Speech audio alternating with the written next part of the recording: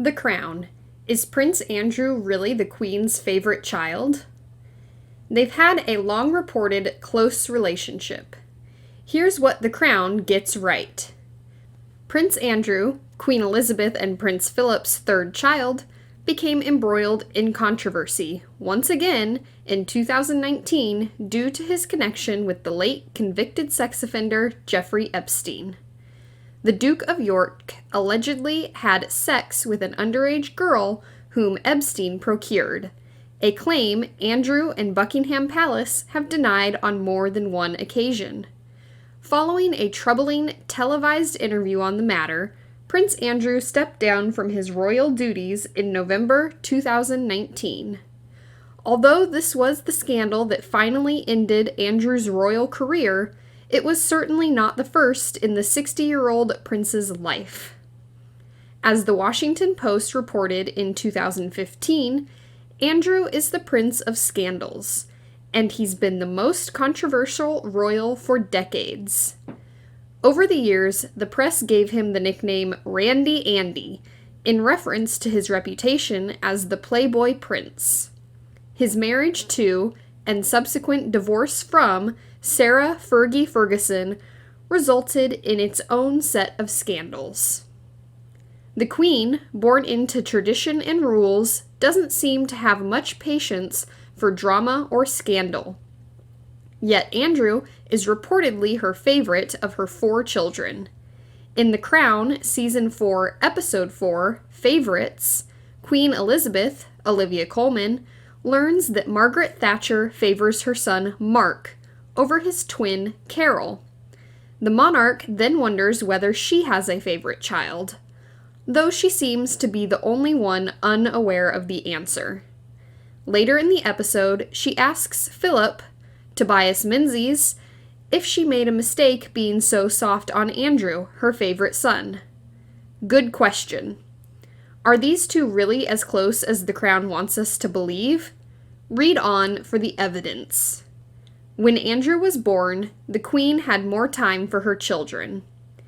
Andrew was born 12 years after his oldest sibling, Prince Charles, and by the time he came along, the Queen decided to make time away from her royal duties. Historian Robert Lacey told Town & Country that evidence suggests she became warmer and more flexible as time went by. Andrew was the first baby to come along after the Queen stepped back from some of her responsibilities as monarch to focus on being a parent. And she was able to be more present mother for her 2 youngest children than she was for Charles and Anne. Richard Fitzwilliams, a royal commentator, drew a direct link between the Queen's change in lifestyle and her cozy relationship with her 3rd son.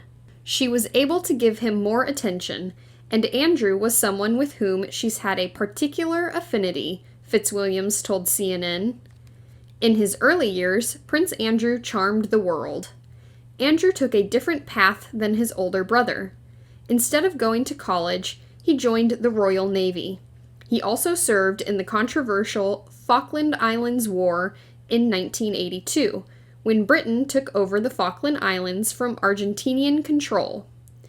As the fictional Andrew, Tom Byrne, mentions in the season, he was thought of as a war hero, while Charles could claim no such notoriety. In real life, when Andrew and Ferguson started publicly dating, the two were seen as the relatable it couple of the late 80s, following the fascination with Diana and Charles earlier in the decade. In 1986, the New York Times described Fergie fever in London ahead of Andrew and Ferguson's wedding. The Times also reported that the Queen was pleased with Andrew's choice after some of his earlier flings. Many criticized the Queen's apparent lack of action during the Epstein scandal. The Crown's focus on the Queen's favorite was pretty pointed.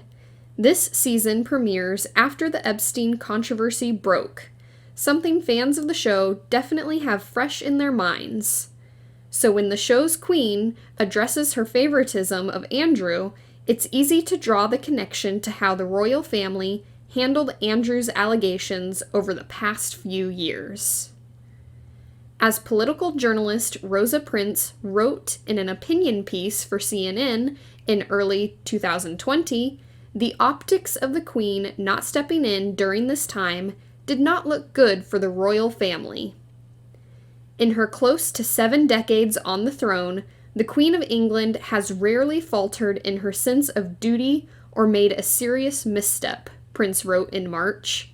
She is doing both now, however, not in her treatment of her grandson Harry and his wife Meghan, who made their last public appearance as senior royals this week, but more insidiously, her handling of another problematic relative, her son, Prince Andrew, the Duke of York.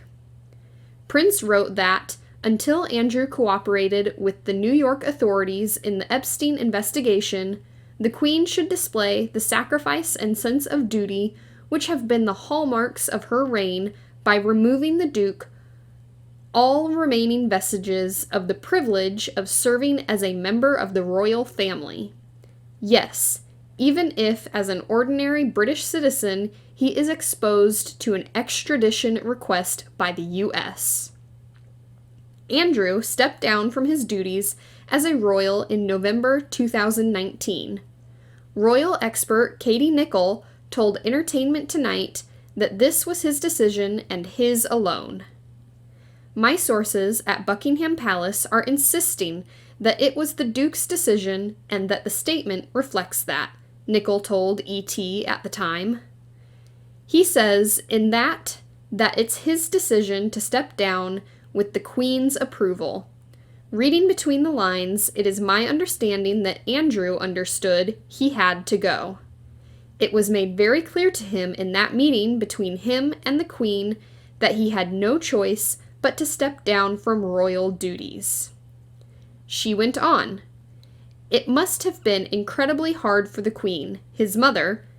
Andrew is widely regarded to be her favorite son, but she recognized that there was a huge amount of damage being done to the monarchy. He had no option.